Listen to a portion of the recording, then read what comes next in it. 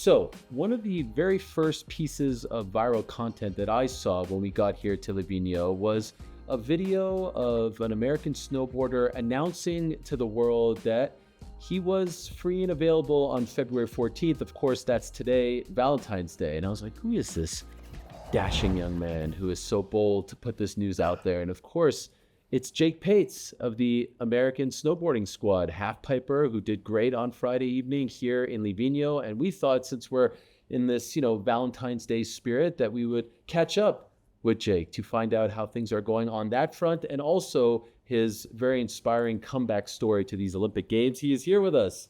Thank you. Thanks for having me. Great to meet you. Yes. Guilty as charged. Yeah. So, okay, lots to talk to you about. And your story, your comeback story, is fascinating in its own right. But I do have to ask about that first piece of content that I feel like exploded. First of all, what prompted you to do that? Oh, man. I kind of just saw this Instagram trend. And, I think there's kind of an Olympic effect on social, where you get here, you're an athlete, there's a lot of hype around the Olympics. If you're, posting stuff, then, your stuff's bound to be seen by a lot of people.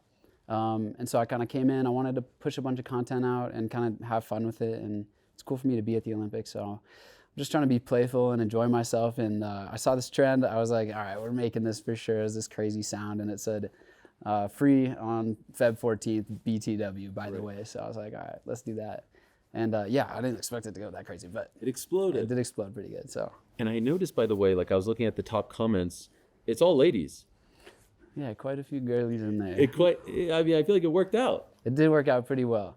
Yeah, the DMs are flooded. I got to take some time, set some time aside to go through there. I haven't done that yet, but I appreciate all the attention for sure. I feel like all your stuff has been very fun, very playful. You're showing people what it's like here, but also kind of, just enjoying the moment. Was that something that you set to yourself consciously that you're going to do when you got here? Not be so serious, so stuck up. You're going to have fun here. Yeah, I definitely, I think it just comes from being super grateful to be here. It was such a challenge the last bunch of years, just getting myself to a place where I felt confident in training to snowboard and compete, nonetheless try and make the Olympic team, and then come to the Olympics. So yeah, man, it's just a good time. I'm just trying to soak it up and enjoy it. Like a year and a half ago, I never would have thought in a million years I'd be back in this position. I obviously wanted to be here. But so now that I'm here, it's just like, I'm so grateful. I'm really happy. And I want to get to that story in a moment, but first we must confirm it is February 14th. So it's Valentine's Day. Yeah. So what is the result of this message you put out? Man, I'm keeping my options open. Okay. Today's been a little crazy. Okay. Everyone's hitting you up? Busier than expected. Now, last night we had the finals. It was really fun, amazing. Just trying to catch up with everything. A lot of people reaching out, trying to figure out some personal and business stuff at the same time. But it is February 14th, and there are some pretty ladies in the DMs that I might have to reach back out to. I am taking a surprise trip to Milan as well. Okay. On the 18th, so I'll be there. I'll have to give everyone my schedule, but it's out there. Are you meeting someone there, or? We're going to go see an AC Milan soccer game. I got an invite to go do that, so I'm pumped on it. Yeah. They reached out to you? Or they did reach out to me. Wow, look at you. I know, dude. I'm stoked. I was like, what? Me? Let's go. Good Morning America is talking to you. Are they talking to you more about like the actual competition or your love life? I was more love life focused, but I was like, that's cool. America's #1 bachelor. Hey, I'm down. I'm not mad about that. What does your mom think about this? She thinks it's pretty funny. No, she actually sent me a pretty heartfelt text last night. And yeah, it's just, she's proud of my perseverance and resilience. I think she's kind of seen me through all my struggles, and she's someone I lean on when times are tough, and when I needed help, she's always there, unconditionally loves me. And so, yeah, she's just like excited to see me have fun, and this is what's happening now is definitely a big change from where I was not too long ago. So she's pumped. By the way, I do want to let you know I consider myself the ultimate wingman. Oh, so let's earlier go. I was up at the village. We were talking to people about Valentine's Day, and I wanted to let you know that I may have found someone for you, although, it sounds like you've got a lot of suitors, but let me know if you're interested. And we got her information. Okay, here it is. Okay, so I walked up to this German skier. No way. What is this? Are you celebrating Valentine's Day today? Yeah, with who? I don't know yet. Oh, that's Savi, bro. That's Savi. Yes, That's look, the this homie. guy. He's a snowboarder from America. His name is Picture of Jake. you. No way, dude. He's looking for love. Are you interested? Yeah, sure. Oh my gosh. Okay. Well, I'm going to give you this, and then later you guys are going to meet up, and you're going to give it to him because he's looking for a Valentine's Day today. Okay, I see. Who's this? This is not your boyfriend, is it? No, he's my coach. You're single? Me? Yeah. Yeah. You have to say, okay, she's Who's in. that What's in her the name? back, bro? Sabrina. I know Where? that voice. Germany. Germany. How do you say Happy Valentine's Day in German? Dude, there's no way. There's not really a German saying. We kind of say the same. Well, in Italy we say Buon San Valentino. Buon San Valentino. Amore. That's so Enjoy. epic, bro. Dude, I love know this Sabi. girl? That's Sabrina. She's amazing. She's a homie. Okay. We end up at a lot of the same places training for the competition season, and I see her everywhere. She's the homie. So Is there something like, did I just hook you up, or are you? she's more of a friend, homie Okay. vibe, supporter. Friend zone, but friend zone. Okay.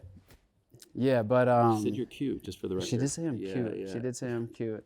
Yeah, I don't know, man. Hey, you never know. Okay. All right. never I feel know. like there's a whole spin-off here of you just kind of going around and playing the field. There might be. I don't want to get too I crazy, feel like but people have reached out to you about this. Have like producers reached out?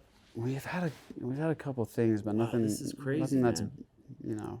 biting. Okay. All right. Well, maybe this will. This help in might that have to be the regard. one. Your story is amazing. Thank you. 2018 Olympics. I believe you suffered an injury in 2019, concussion. You come back a little bit too soon. You force the issue and then retire in 2020, if I get this correct. And then you decide to come back. But what I love so much about your story is that you're so open about mental health. I too am someone that believes very strongly in speaking up about this. I've talked about my own issues with it as well. Even at the press conference at the beginning of the games, you take the microphone and say, I have one more thing that I want to say to the people out there. And so could you tell me about getting over that and when you stopped believing in yourself and how you started to believe in yourself to get here? Because I'm sure there was probably a time where you thought you would never be back at the Olympic Games. Yeah, 100%. I mean, I fully quit snowboarding.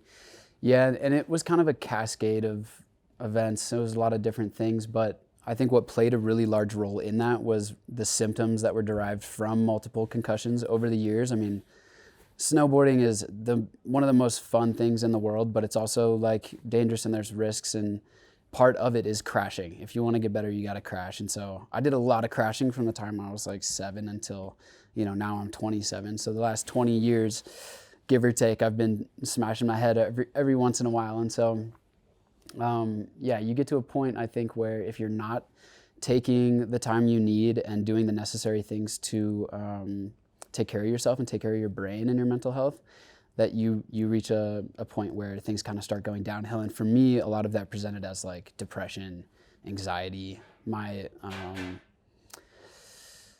stress levels were just kind of like uncontrollable. I had a lot of mental health problems that came along with that. And it was just tough to manage like competition pressures, sponsor responsibilities, even like romantic relationships, friendships.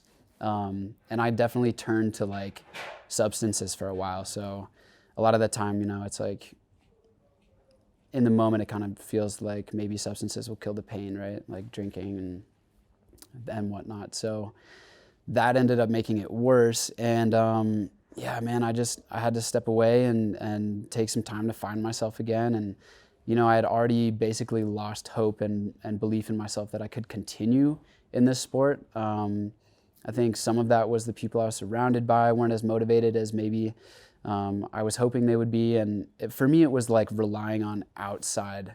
It was relying on like other people to hype me up and relying on other people for inspiration, where I think I realized when I stepped away and looked inward that it had to come from inside, and I had to find that spark again, to build hope and find the love again for snowboarding and find what I'm interested in again, and believe in myself, dream again. I had lost the dream of being at the Olympics and being a professional snowboarder, traveling around the world, spending time with my friends, being able to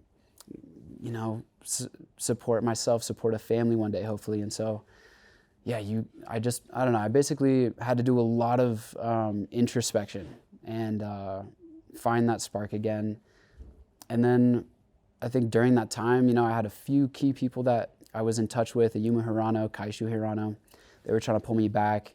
Matt Ladley was super supportive. Obviously, my family, my brother Cole Pates he's my guardian angel. My parents are obviously wonderful and have helped me through all the struggles. So it wasn't just, me necessarily, but a lot of different people. I just got to the point where I was like, man, I'm ready to go. I feel awesome. Never felt like this before. But I wouldn't take any of it back. Apologies for the long-winded answer, but there's a lot to this. And Sure.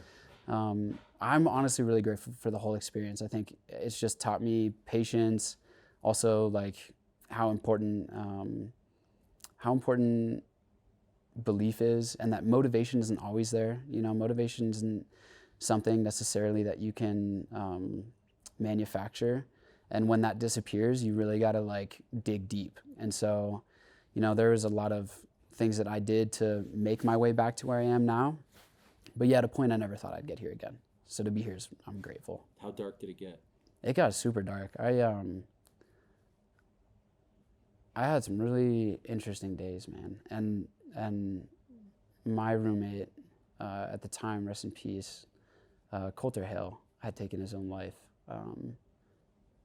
when I was like pretty down bad too. I was like down bad. And that was a big wake-up call for me. That ended up bringing a lot of, excuse me, a lot of our childhood friends together, and a lot of people in the ski and snowboard community together too. And that was a big turning point for me as well, to just be like, dude, you're kind of headed down the same path. And if you don't make some changes, like, look at where you are now, and where I was pretty dark and wasn't going anywhere. So that was a big turning point, and then served as some good, like, just gave me some purpose. It's like, I gotta make something of myself and do it for me and do it for him and do it for my family. And Did your mind wander there? yeah, sorry about that. No. Did your mind ever wander to that place about? Yeah, for sure. Wow. Yeah, for sure. It was that bad. For sure. I think maybe a lot of us have those thoughts and don't tend to admit it, but I don't know if it was necessarily something that I would have like acted on, or more of like just these intrusive thoughts that will like pop in from time to time. Right. But yeah, man, it got dark. And I think when you mix concussions, mental health symptoms, and substances, and crazy stuff happening, I lost all my sponsors, had no income. Tried to start like a foundation, spent all my savings on that, didn't work. Had to move back in with my parents. I was like 25. I was just like, oh God, what do I do? So yeah, it was dark for sure. But I had some help, got by with a little help from my friends. And yeah, man, here we are. It's crazy how things change. They change really, really quick. Did you have a moment yesterday on Friday where you smelled the roses at the top of that half pipe and said like, wow, you did it, man. You came back. You defied the odds. Yeah, it was all day. Honestly, yeah, it's crazy. Just to be here at the Olympics, nonetheless make finals, is I'm over the moon. And I've grown pretty close with the snowboard halfpipe community. A lot of these guys I've known for years and years and years, and we've got really good relationships and close relationships and good friendships. So to be here in this moment, represent USA at the Olympics in Italy, top of the halfpipe, big old crowd, made finals.